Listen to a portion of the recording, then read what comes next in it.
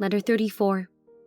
My dearest Father, Jesus had from very weakness sunk upon the steps of the throne of the hall of judgment. John knelt by him, bathing the wounds in his temples, from off which he had boldly taken the crown of thorns.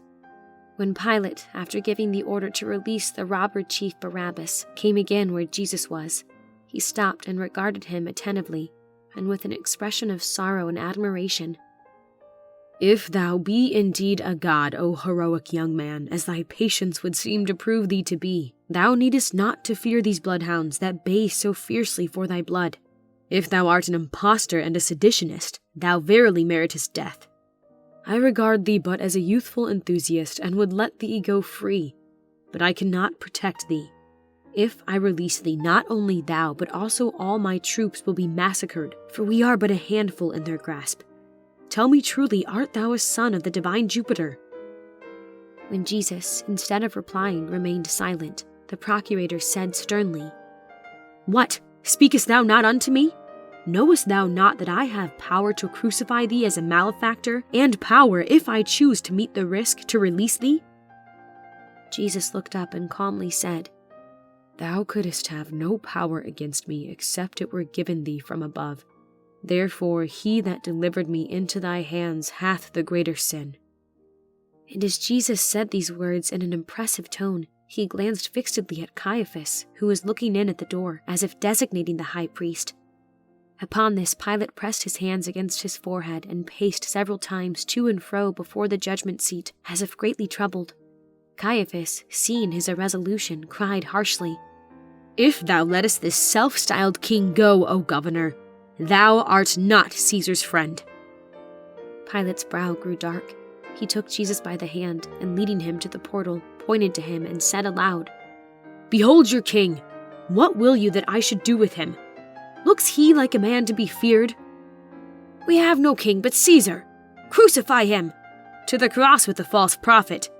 Death to the usurper! Long live Caesar! Death to the Nazarene! To the cross with him! Let him be crucified! These were the various cries from 10,000 throats that responded to the procurator's address. Remembering the warning message sent him by his young and beautiful wife, who held great influence over him, he trembled with indecision. Why will you compel me to crucify an innocent man? What evil hath he done?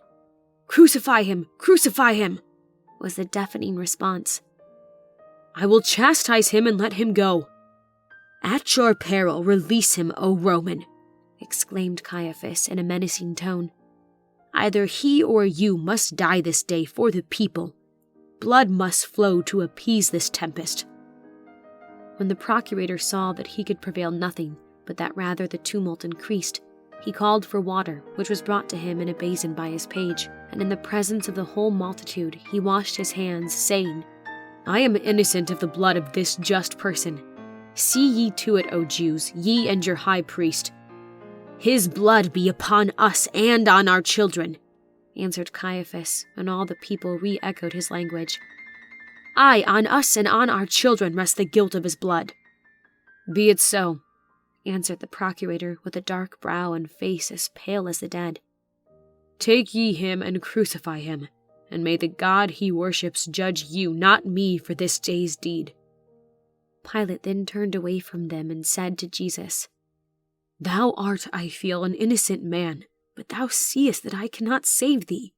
I know thou wilt forgive me, and that death can have no terrors for one of fortitude like thine. Jesus made him no answer, and Pilate, turning from him with a sad countenance, walked slowly away and left the judgment hall. As he did so, one of his captains said to him, Shall I scourge him, my lord, according to the Roman law, which commands all who are sentenced to die to be scourged? Do as the law commands, answered the weak-minded Roman. His disappearance was the signal for a general rush towards Jesus, chiefly by the rabble, who, indifferent about Gentile defilement, crossed the threshold into the hall, which the chief priests had refrained from doing. These base fellows seized Jesus and, aided by the men-at-arms, dragged him forth into the outer or common hall. Here they stripped him, and by order of the chief captain, a soldier scourged him with 40 stripes, save one. All this Jesus still bore with godlike majesty. Not a murmur escaped his lips. Not a glance of resentment kindled the holy depths of his eyes, which from time to time were uplifted to heaven, as if he sought for help and strength from thence. Not only Emilius, but John was now separated from him, but my uncle, the rabbi, stood near in order to see what would follow, and to use his influence, if possible, to induce the chief priests to abandon the idea of killing him. "Good Rabbi," said Jesus to him, "let them do with me what they list. My Father hath given me into their hands. I die, but not for myself. I can keep or yield up my life as I will." "Oh then, dear master," cried my uncle, "why not save thyself? Why shouldest thou suffer all this and death also, if thou hast the power over thy life?" "If I die not, then were ye all dead. The scripture must be fulfilled which spoke of me. He was led like a lamb to the slaughter." Here Rabbi Amos could speak no more to him, for the crowd dragged him off out of the court of Gabbatha, and so down the steep street in the direction of the gate of the kings that leads out to Calvary, the public place of execution. Rabbi Amos accompanied the multitude, keeping as nigh to Jesus as the Roman soldiers, who marched on each side of him, would permit. On the way, as they crossed the open space where once stood the palace and statue of Antiochus Seleucus, the eyes of the rabbi were attracted by the cries and pointed fingers of many of the people to the body of a man lying dead at the foot of a withered fig tree. Upon drawing nearer, he recognized the features of the man Judas, who had so basely betrayed his master. The spectacle which he exhibited was revolting and horrid to look upon. About his neck was wound a fragment of his girdle, the other half being still secured to a limb of the tree, showing how he had met his fate. By this time the people who were dragging Jesus to death were got well beyond the gate, when a cross of heavy cypress was obtained by the centurion from a yard near the lodge. 2 others were also brought out and laid upon the shoulders of 2 men, the lieutenants of Barabbas, who were also that day to be crucified. By the time the great crowd had passed the gate, it was known throughout all Jerusalem that Pilate had given orders for the crucifixion of the Nazarene prophet, and with one mind, all who had known him and believed in him or loved him left their houses to go out after him to witness a crucifixion. For I forgot to say that Caiaphas had promised, if Jesus were delivered up, that his followers should not be molested. Therefore every person went out of the gate towards Calvary. Mary his mother, my cousin Mary, Martha and her sister, Lazarus, John, Peter and Thomas, and some women, relatives from Galilee, and many others also went. When we got without the walls, we seemed to leave a deserted city behind us. As far as the eye could embrace, there was a countless multitude. Jesus was borne in front, where we could now and then catch the gleam of a Roman spear. We hastened to get near him, and with difficulty made our way to the head of the throng, both foes and friends giving back when they saw his weeping mother among us. At the approach to Calvary, we found that, from some cause, the course of the mighty current of human beings was checked. We soon learned the reason. Jesus had sunk to the ground under the weight of the wooden beams on which he was to die, and fainted. "He is dead!" was the cry of those about him, but as we drew near, he was just reviving, someone having offered wine to his lips and poured water upon his brow. He stood up, looking mildly around. When meeting his mother's gaze, he said touchingly, "Weep not, my mother. Remember what I have often told thee of this hour, and believe. Mine hour is come." Thus speaking, he smiled upon his mother and upon us, with a certain look of divine peace illuminating his countenance. Barabbas, the robber chief, who had in some degree taken the lead of the mob, now with the aid of 3 men, raised the cross again to the shoulders of Jesus, and the soldier ordered him to move on. But the young victim sank at once beneath the insupportable load.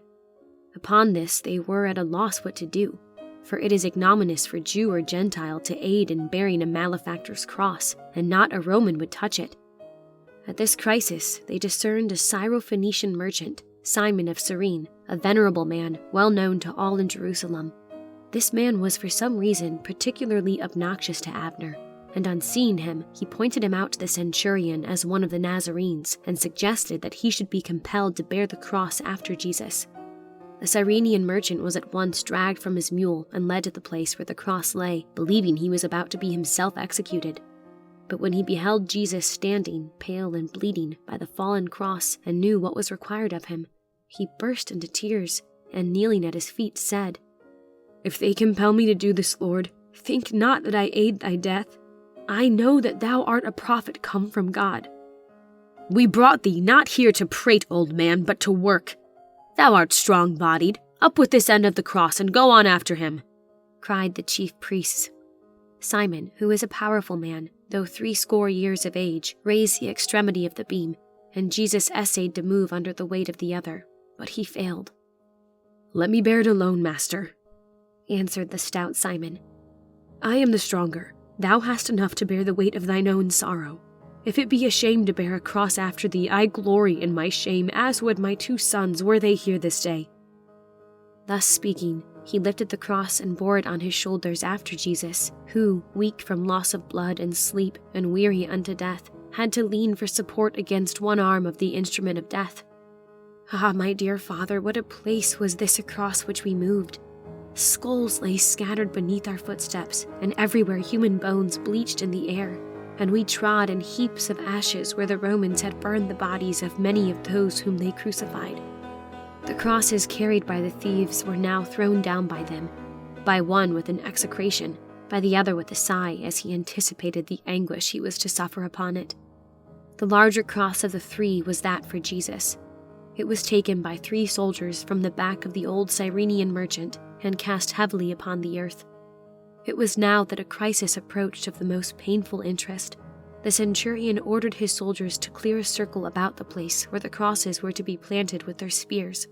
The Jews, who had crowded near in eager thirst for their victims' blood, gave back slowly and reluctantly before the sharp points of the Roman lances pushed against their breasts, for the centurion had with him full 80 men-at-arms, besides a part of Herod's guard. John, however, held his place close by his master. He relates that Jesus continued to evince the same sublime composure when the centurion commanded the crucifiers to advance and nail the malefactors to their crosses. The robber lieutenant Ishmarai, who was an Edomite, upon seeing the man approach with the basket containing the spikes and hammers, scowled fiercely upon him and looked defiance. He was instantly seized by 4 savage-looking Parthian soldiers of the Roman guard and stripped and thrown upon his back upon the cross. His struggles, for he was an athletic man, were so violent that it took 6 persons to keep him held down upon the arms of the cross and his palms spread open to receive the entering nail, which one of the crucifiers, with naked and brawny arms, pressing one knee upon the wrist, drove in through the flesh and wood by 3 quick and powerful blows with his short, heavy-headed hammer.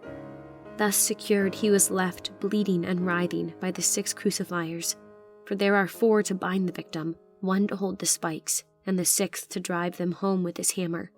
And from the glance I caught of their half-naked and blood-stained figures, they were worthy to hold the dreadful office which made all men shun them as if they were leprous.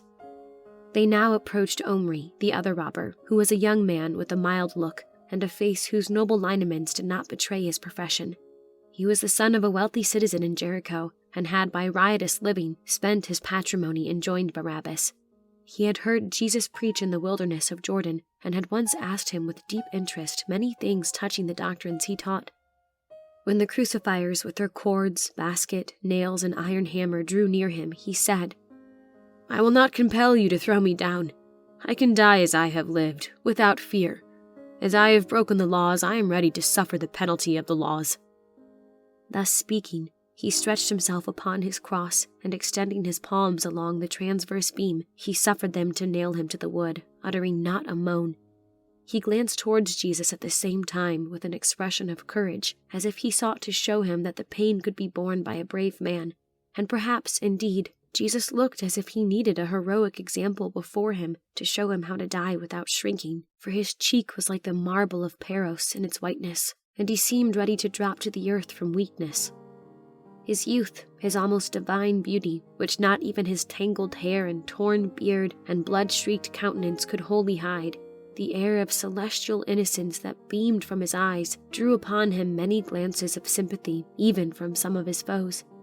The centurion, who was a tall man with a grisly beard and with the hardy exterior of an old Roman warrior, looked upon him with a sad gaze and said, "I do not see what men hate thee for thou seemest more to be a man of love.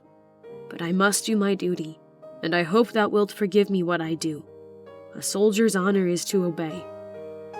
Jesus smiled forgiveness upon him so sweetly that the stern Roman's eyes filled with tears, and he placed his gauntleted hand to his face to conceal his emotion. "But, my dear father, I can go on no longer now with my sad narrative. I am weary weeping at the recollections it calls before me and at our present affliction. In my next, I will complete my account of the unhappy crucifixion of the prophet of Nazareth. Your affectionate daughter, Adina."